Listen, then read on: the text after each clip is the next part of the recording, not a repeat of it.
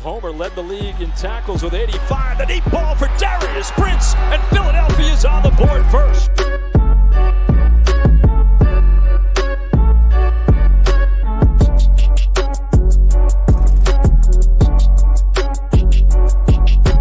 On the draw, this is Bryson Allen. And Allen weaving his way all the way down to the 22. 10-yard line, 5. Mayfield, Dancy, all around. Throw it as far as he can throw it. Jump ball coming. Crazy stuff. Not this time. And you want to be a wide receiver, you're going to have to take a little bit of a hit like that as Brown got him in that shoulder. But watch. Those are teeth. Do we have a dentist on staff here?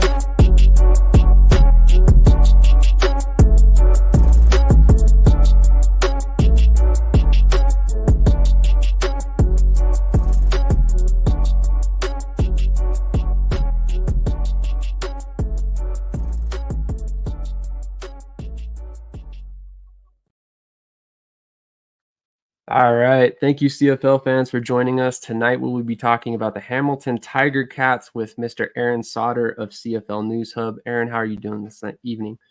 I'm doing great, Sam. Thanks for having me on. Absolutely. Always a pleasure to speak football with you.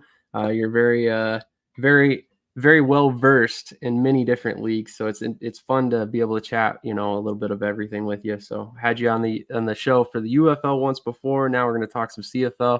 And at some point, I'll have to bug you to get on here for some IFL chat too as well. So, sounds good to me. All right, so let's just go ahead and dive right into this. I mean, obviously, we just got to watch the second week of the preseason. We're getting closer to the regular season. It seems like it's right around the corner finally. Let's go ahead and start with your thoughts on this preseason game. I mean, Hamilton unfortunately kind of got it handed to him against the Argos, even though the Argos have had a lot of turnovers. So, what were your thoughts on this game overall? Well, I know coming into this game, the Tiger Cats were focusing more on playing their players that were trying to make the roster. So against the Red Blacks, they played the starters. They played Bodie, Light Mitchell. They played a lot of the guys they expected to be their top players early in that game, and then weaned in the younger guys. But because they're playing, week one against Calgary, the word was they were going to use a lot of the guys they were trying to evaluate this week and not use the starters. And that's what I saw. Unfortunately, just from watching both games, I think they're lacking some continuity on defense. And this is the second year in a row they've pretty much flipped all their personnel on defense. So last year they brought in a bunch of veterans, and it seemed like it took them forever to get any kind of continuity, and they were really undisciplined and had personal fouls and all kinds of crazy stuff. They really took away their chance to win a lot of games they should have won, which is frustrating as a fan. This year, they redid the entire defense, but with young guys. So now, Simone Lawrence is gone. They let a lot of guys go that were older players. Many of them retired. And they replaced them with younger players, which on the bright side is last year they had a lot of injuries on defense. So you had a bunch of guys subbing in, and it didn't seem like there was any continuity. And then there was all kinds of this undisciplined activity going on. This year, they're a lot younger, but I still see like a lack of chemistry right now. And hopefully that will come as the season goes. I know Scott Milanovic wants to get younger and wants to be more physical. And overall, that's his vision for the team. But right now, it seems like they've made a lot of changes for a second year in a row. And you lose a lot of chemistry when you do that. And just hopefully they'll get better as they go. I definitely agree. I mean, it's been interesting to see the defensive turnover that you mentioned. In fact, if looking back at the draft, they took 5 defensive players and only 3 offensive players to kind of bolster that youth group there. Brought in several different UFL names as well. Mark Milton, Shakur Brown, a couple different guys that are decent in the secondary. Darius Merengue, defensive tackle. So definitely interesting to see who they brought in. Let's back up a little bit. You touched on Scott Milanovic, and honestly, that should have been my first question, to be quite honest with you. What do you think about the hiring of Scott Milanovic? Well, I think in terms of philosophy, he's solid. He has a long track record of having really good teams in the CFL and winning Grey Cups. But coming in, he he doesn't necessarily have his personnel, and he's trying to put his stamp on it, and they're trying to make the team match his vision is the best way to put it. But they're locked into using a lot of players that's been over there last year. Now, in the free agency, like I said, defensively, they completely flipped it. Offensively, it seems like there's a lot of the guys coming back. I know he had a lot of complaints about having short receivers in the training camp, and got rid of Terry Godwin and a couple other guys to try and get taller, bigger receivers, more physical. Anytime you change it kind of goes back to the previous statement. When you change your personnel that dramatically, you'll lose a lot of chemistry. So it makes it harder to just hit the ground running. So, I foresee, I guess, in the traditional Tiger Cats, what's become the tradition for Tiger Cats, is they're going to start off kind of slow in the season, and then maybe, as they week 6, week 7, they'll start picking up and play what matches what he wants to do, which is a physical offense and a fast physical defense.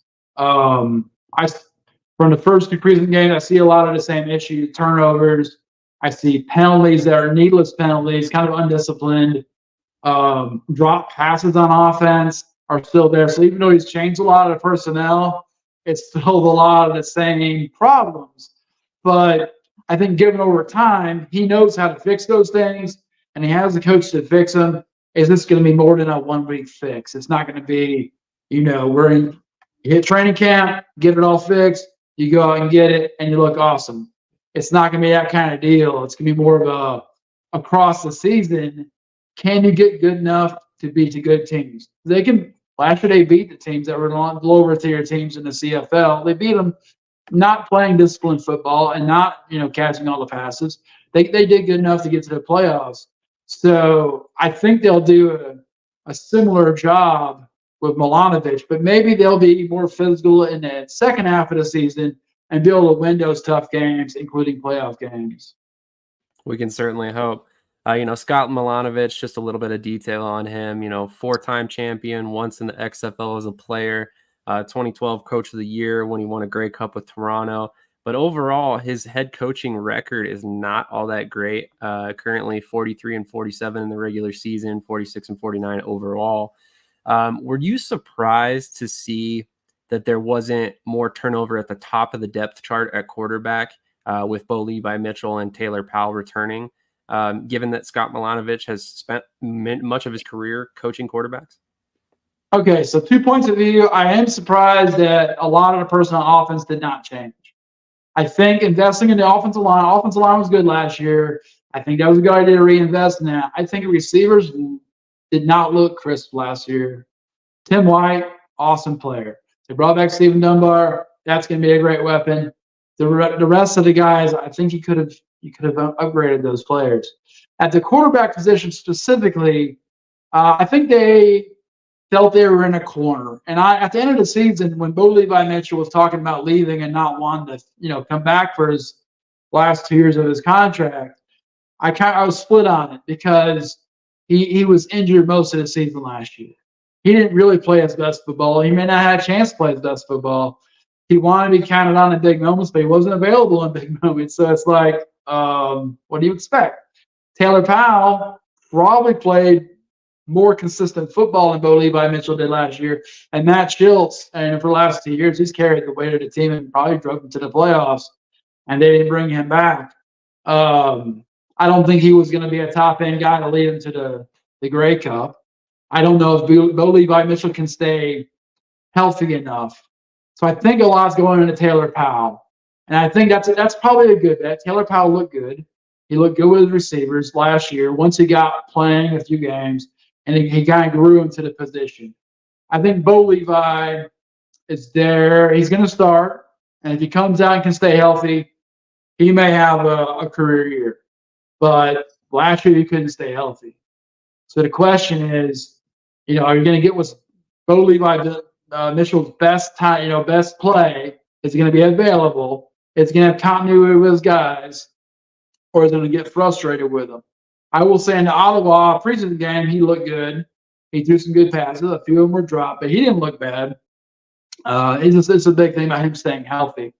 I think Taylor Powell's the future of the offense, honestly.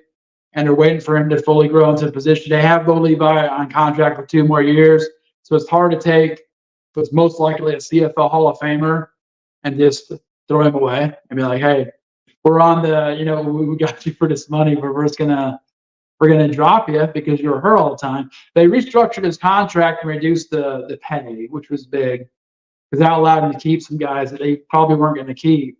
But he's got to stay healthy, and that's probably across the board to quarterbacks. Even Taylor Powell got banged up and was put out, and that's why Matt Shields, valuable player. I did write an article this morning that they are looking at the brother of Tua Tagovailoa. I can't quite say Tagovailoa, but whatever. They were looking at re-signing him from Maryland because he went to minicamp with the Seahawks and the Cardinals, and it didn't work out. So I guess they're negotiating with him. I wrote an article about it this morning. If that comes through, that may make things interesting, because if he comes out, it takes a minute to adjust to the CFL game. So he'd probably come as a third quarterback and try to work his way up. But his raw talent, he may be a player. I will say about the other guys, Harrison Frost and Kevin Thompson, best case scenario, they're going to be role players.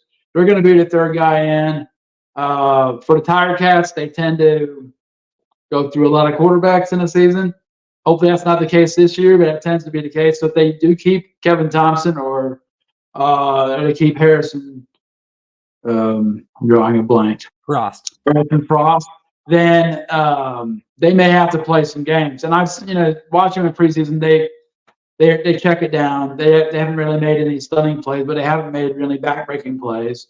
Kevin Thompson threw a nice pass last week against Ottawa for a touchdown to Shemar Bridges, which was pretty cool to see. So I think they were kind of painted into a corner. You can't overhaul the whole quarterback position because you've invested a lot of money in Bo Levi Mitchell. Taylor Powell looks like he might be the answer, but he's not the answer right at this moment. So they're kind of just waiting to see what happens, I think. I could definitely see that. In your mind, if Tagovailoa comes in, I can't pronounce his first name, to be quite honest with you. If he comes in, do you see him being kind of the short yardage option to start off with, or is that something they would give to maybe Powell or keep him on the practice squad, or how do you see that situation playing out? Honestly, I don't know. He was a really prolific player in the Big Ten.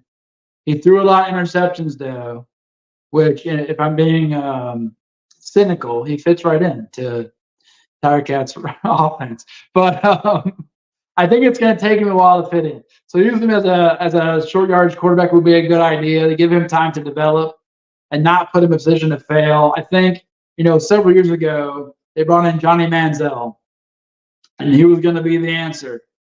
But he was undisciplined, and he didn't really want to play well with his teammates because he had an ego issue, and he did not translate well to the CFL game and didn't really seem like he was interested in doing so. They threw him right in the fire. He comes out and crashes and burns and is out. So then the money you paid him, you just blew that money. I think they need to be careful with a young player like Tua's brother. Give him time to develop. They got Bo Levi Mitchell.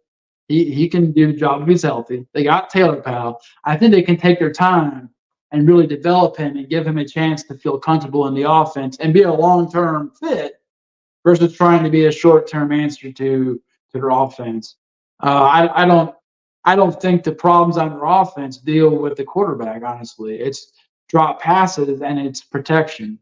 And if they can run the ball, they have James Butler, and last year he did a great job running the ball.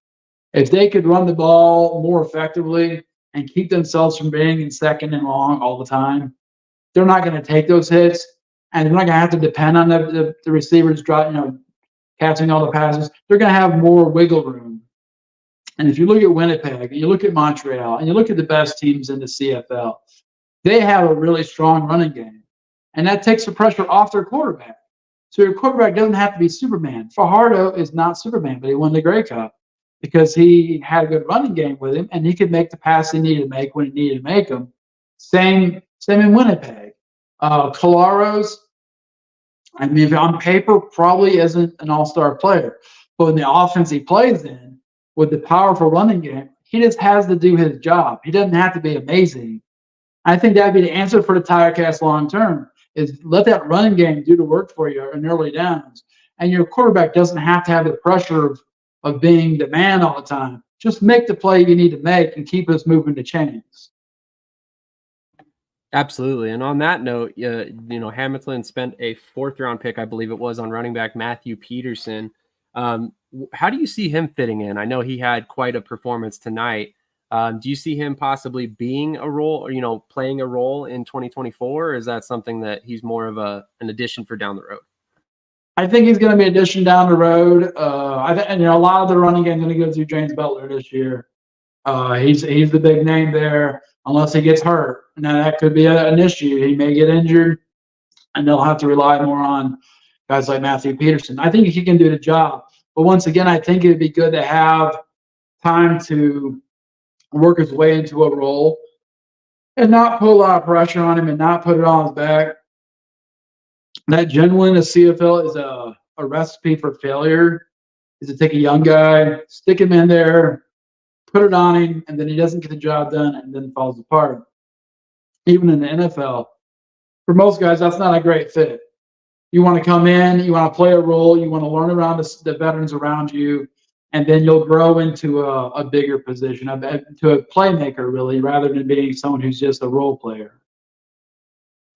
I would firmly agree. I mean, obviously, there's a little bit of adjustment anytime you're coming from the American game up to the CFL to adjust to the 3-down setting and 12 men on the field, all these different differences than you would get from the college game down in the U.S. So I'm kind of curious to see how some of these players that they brought in this season adapt to that. Obviously, Peterson is not one of those guys, so kind of a little off topic there. But can I add one thing? Yeah, go ahead. We've also not seen him behind their first offensive line. He's been playing behind backups and been playing behind the second and third offensive line. So maybe behind the first offensive line for the Tirecats is legit. The thing that would hurt them is injuries. That's always the deal with the offensive line with the Tirecats. So they come out strong, but injuries decimate them. But they can keep that offensive line together. It may be a situation where you can rotate several backs back there and they can make yards because the line will carry the weight. And I just haven't seen him with that first string line very much. And I think there's a drop off from first string to second string with their linemen. Absolutely. I mean, any team really is going to have a drop off like that. But I definitely agree with you. It'll be interesting to see how that running game shakes out. And like you said, that's a good way to kind of buoy your offense and support your quarterback at the same time, which obviously they need a little help with.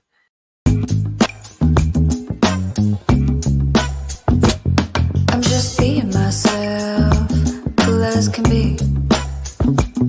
When I'm being myself, you wish you were me. It's so easy. Get out your own way. It's just so easy.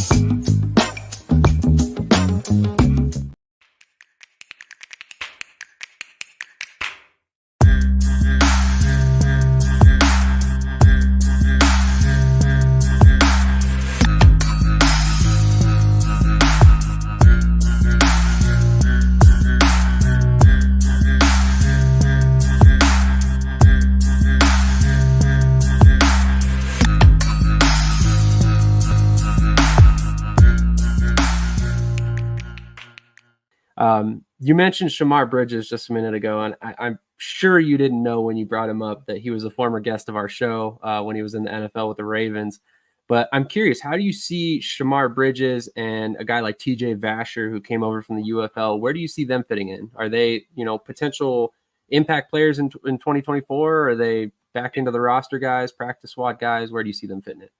I think from the little bit I've seen of Shamar Bridges, he has a chance to come out and be a major player. And he's another one of those guys, give him time. Don't put a lot of pressure on him. He's made some plays, not with the first string guys, and looked really good. So if you can get to a comfort level and stay healthy, that's a huge thing, is stay healthy. I think he could be a really good player. He doesn't have to do it by himself. They have Tim White, and Tim White carries the weight of the passing game. Stephen Dunbar 2 years ago was awesome. He'd been with him for a few years before he went to Edmonton and went to Houston and the UFL.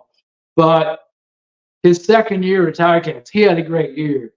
And if those guys can come out and do what they do and put up great numbers, then he could be a really good third guy to make some plays. And he wouldn't have the brunt of the coverage of the opponents. Just make your plays. Go out there. Tim White, Dunbar Jr. will do what they do. They'll take a lot of attention away from you. Make the plays that are available. I think he's capable of doing that. I think TJ Vasher is a guy full of potential. He matches what they want in terms of receiver. He's tall, he's physical, and he's a physical blocker. He does a really good job, but he has too many drops. And that's the problem they have with their offense overall, receiver-wise, is after White and Dunbar Jr., drops are a problem. And when it's three-down football. So if it's second and 6 and then drop, you're punting. It's not like the NFL or the UFL where you have another chance after that. The drops, they're not really acceptable. And that's a message Milovich said throughout the week, is he can't have all the drops because that takes away. That's going to lead to punting right after that. If they're going to be able to run the ball early downs, they pass the ball and then drop it unless it's forced. I mean, that's a big a loss for the offense because you can't move the chains that way. First quarter against Toronto today, drop passes, could not pick up first downs in the first quarter with Taylor Powell at quarterback. Not blaming Taylor Powell, just drop passes all over the place. And it put them down, and it made it so they couldn't come back and have a chance to win that game. And I think that's the problem you run into with drop passes, is that in three-down football, you don't have that wiggle room. You got to make the play. I think Bridges can do it. I think White can do it. I think Dunbar Jr. can do it. And they need TJ Vasher. If he could find a role to play, he'd be awesome because he has a lot of talent. He just has to find the right fit with the team. Absolutely. And I like that you pointed out that they like taller receivers. I mean, Shamar Bridges, 6'4", 212, I want to say. Vasher's 6'6". Desmond Patman, another guy they brought in this season, is like 6'4" as well. So they seem to like those taller receivers, bigger body guys that can block, like you mentioned. So kind of interesting that they're struggling so much in the run game, considering how they've kind of constructed the roster currently. But again, like you said, we haven't seen a lot of these guys behind the full first string offensive line, or we're seeing them, behind the second string or whatever it may be throughout the game. Looking at that defense, you guys added a couple different very clutch players in the draft.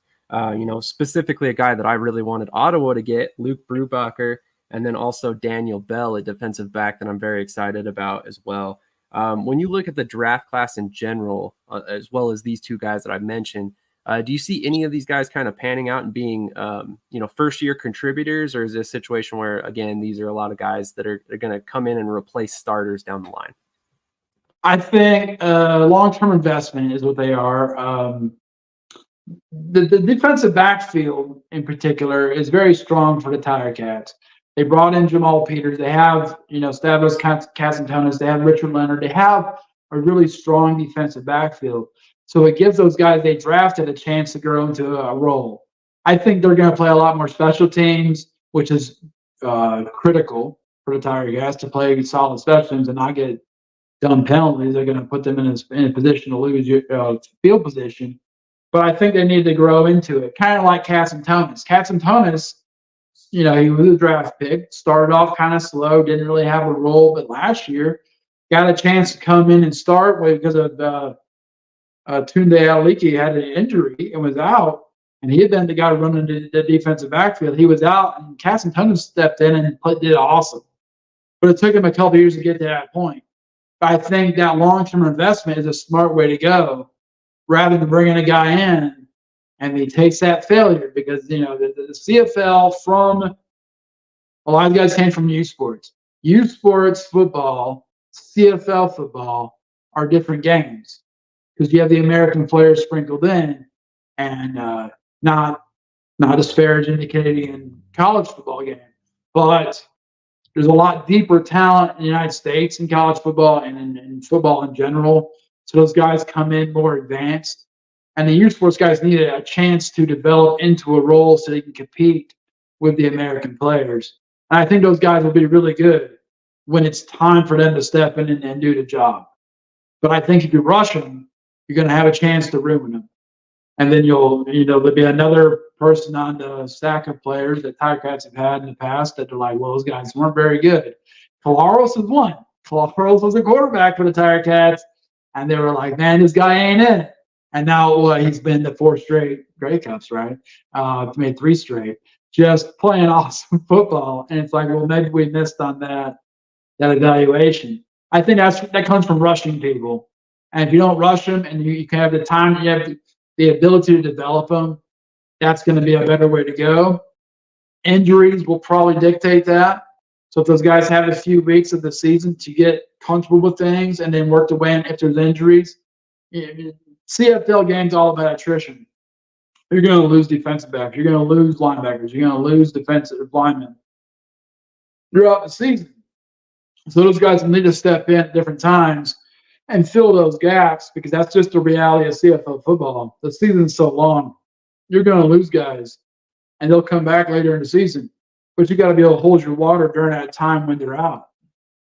Absolutely. Like you said, 21-week season, 18 games, 3 bye weeks. I mean, it is definitely a situation where it is a long year, total 20 games plus playoffs. I mean, that's a lot of football for any player.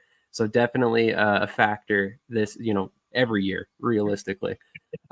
So I'm curious, you talked a little bit about the secondary. One guy who's kind of stuck out to me, watching the preseason games, because again, I'm not super versed in the Hamilton Tiger Cats, but is David Vereen. Through 2 games already, he's got, I think, 8 tackles and a sack. He's kind of popped a little bit, despite the fact that he isn't necessarily a starting caliber player right now. Do you see him making the roster this season? Is he somebody that you could see, possibly being a guy that contributes? Well, he's done a nice job, as you mentioned. I think he would be a valuable person to have on the roster.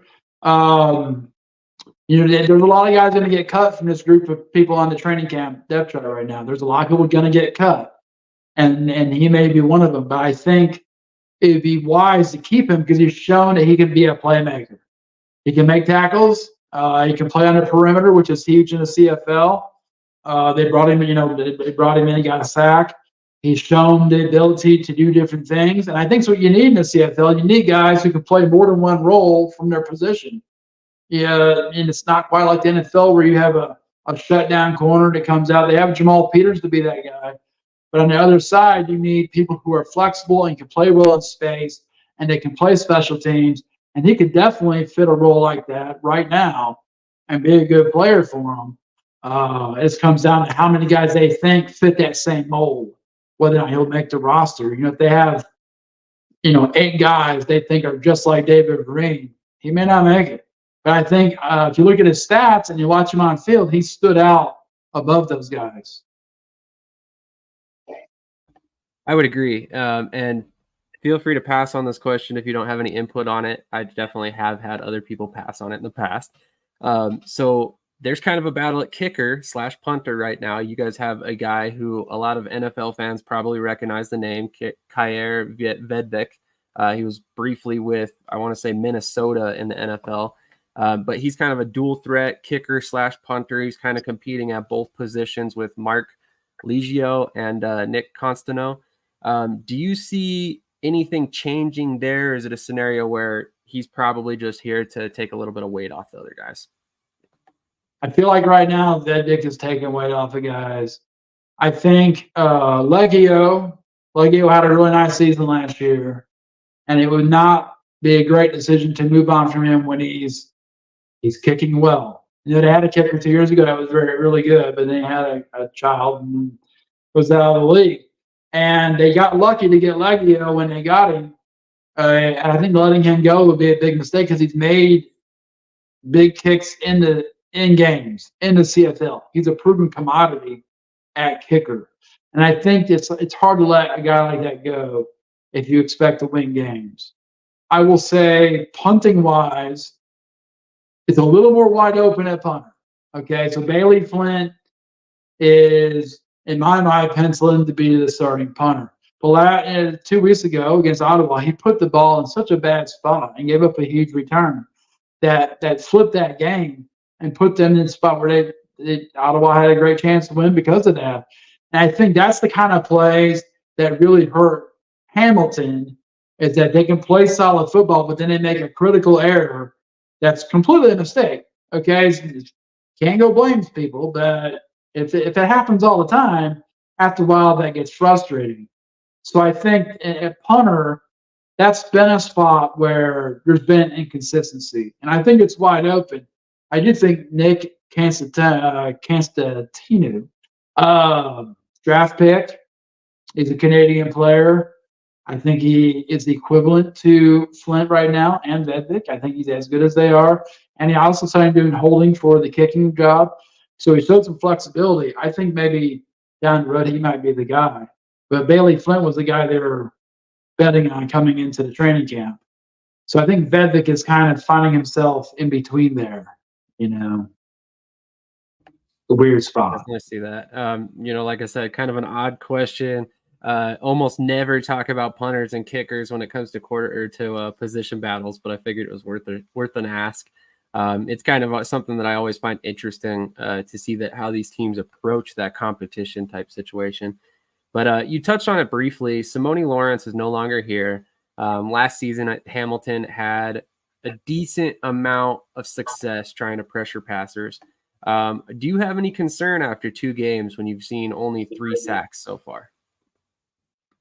I think they were going with their first line the entire time. I would be concerned. I have not seen all those guys together yet.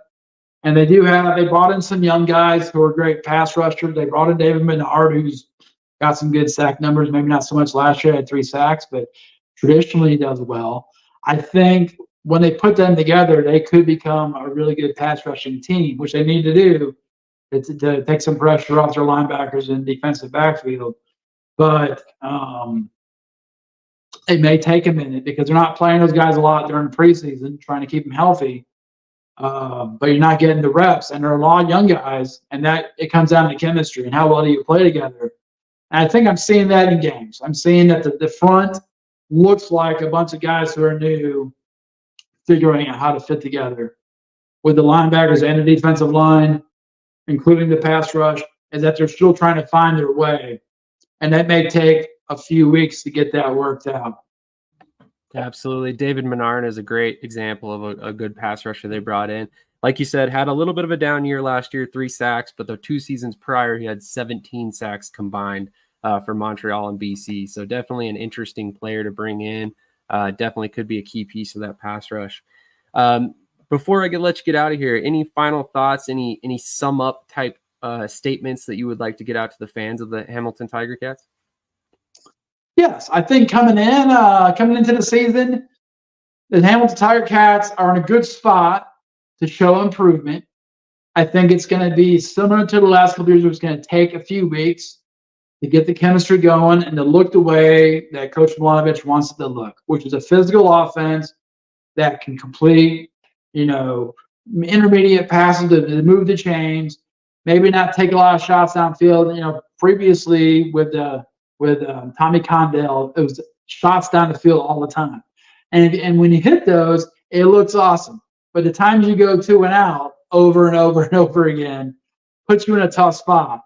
If Milanovic can get the offense going through the running game and a high percentage passing game and move the chains and keep the defense off the field, and then when the defense is on the field, they get a chance to get after the passer and they can produce some turnovers, Hamilton could be really, really good.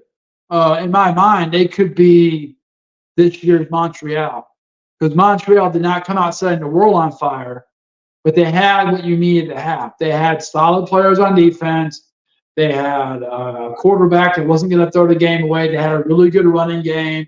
They weren't flashy, but midway through the season, they brought some other defensive players on that put them over the top, and they started playing really good football. I think Hamilton's in a similar spot right now Well, they're a solid team. Can they stay healthy is the first thing. Then can you get chemistry? And then maybe by midseason, you might take a few pieces and add them to the mix and push them over the top. I think that the East is wide open in my mind. Montreal's the favorite, but they weren't setting the world on fire last year at any point in time, and they were playing really good football. I think they're beatable if you don't beat yourself.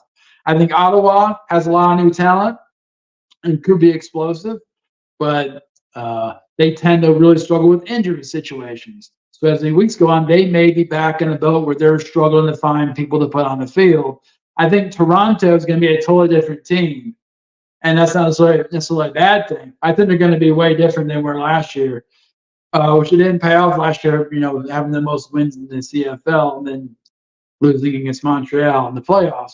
So I think the East is wide open in terms of who's going to win the East. It's going to come down to who plays the best fundamental football. Similar to the West with Winnipeg, and winning the West, Winnipeg just plays solid football. They don't beat themselves.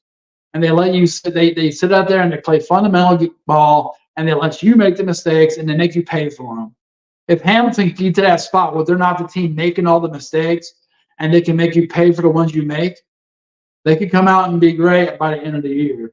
I don't think it's going to be instant, no. I think it's going to take a few weeks to get things going. Absolutely. Kind of an interesting statistic from last season. Hamilton allowed 461 points. They only scored 408 and still managed an 8-10 team. So yeah, like you said, if you can clean up some of those mistakes there on defense, stop a couple of those more low scores, suddenly that could be an 11-win team real quick. And 11-7 is what Montreal was last year before the Grey Cup victory. So just a great a point to make about your point, that Hamilton could be this year's Montreal. So real quick, I'm gonna put you on the spot, and no pressure here, but do you have a record prediction for Hamilton this season?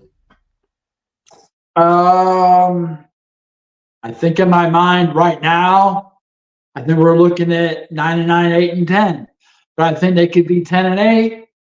I think it's going to start off kind of rough the first 6 games, but that's traditional for the Tiger Cats.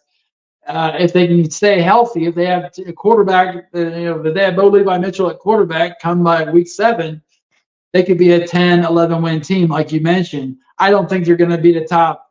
They're not going to, come out and win 16 games. They're going to win 14 games.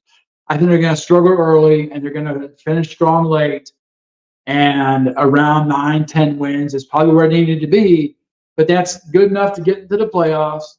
And if you're playing good football going into the playoffs, you could, win 3 games and be a Grey Cup champion. Yeah, I mean, like you said, it's really about getting to the playoffs. And then at that point, that's when it becomes really important. Like you said, Montreal was not a world beater last season. They won when it mattered the most. And that's really all it boiled down to for their Grey Cup victory. So I honestly could see a world where Hamilton wins the correct games and gets themselves that big ring that everybody wants at the end of the year. So it definitely could be an interesting season specifically for Hamilton, and it's definitely going to be an interesting season for the East Division as a whole. Like you said, it's wide open this year. Ottawa's probably still the favorite to be at the bottom, but even they have made a lot of moves that could make them competitive this season. So it's definitely going to be interesting to see how that division and ultimately the entire league shakes out this season. Aaron, thank you so much for your time tonight. I really appreciate it. I know you've had several articles come out recently. Is there anything in particular you want to kind of plug or shout out at the moment? I just released an article about the Tiger Cats looking for another quarterback to add to Tagovailoa's brother. I think that'd be awesome, and maybe not an instant impact on the team, but it would be awesome for bringing in, watchers on the field, bringing some fan interest in, and then he could grow into a really good quarterback over time. Otherwise, it's just about getting the receivers right now. A lot of the articles I've written have been about receivers coming into the program, including Stephen Dunbar Jr., which is nice to have him back. I think they really missed him last year. And they just need guys who are going to buy in and do their job and play their role. And I think they're getting those guys right now. And it comes down to who's going to be healthy on a week-to-week basis. Absolutely. Injuries can kill any team, that's for sure. Once again, Aaron, thank you so much for your time. I really appreciate you coming on tonight and talking to us about the Tiger Cats. Definitely appreciate your expert analysis of everything going on, and you're obviously a lot more tied in with Hamilton than I am, so I really appreciate you kind of weighing in on everything. For fans watching, make sure you go check out CFLNewshub. As you know, I'm also a writer there. I cover Ottawa. Aaron covers, Hamilton. He also covers several UFL teams, and then he also does our IFL predictions. So make sure that you're checking out all of his content because he's a great writer, one of many at CFLNewshub. So make sure you're following them. Subscribe, like, and comment to Shady Sports Network, and stick with us for the future because we got more CFL coverage coming this season with a weekly show called Summer Showcase Northern Lights, which will be specifically covering the CFL, which I'm super excited about this season. And we might even see Aaron back on that. So definitely check us out and stick with us for the rest of the year. We're looking forward to a great season with the CFL. Thank you again. Thanks for. I'm a game changer.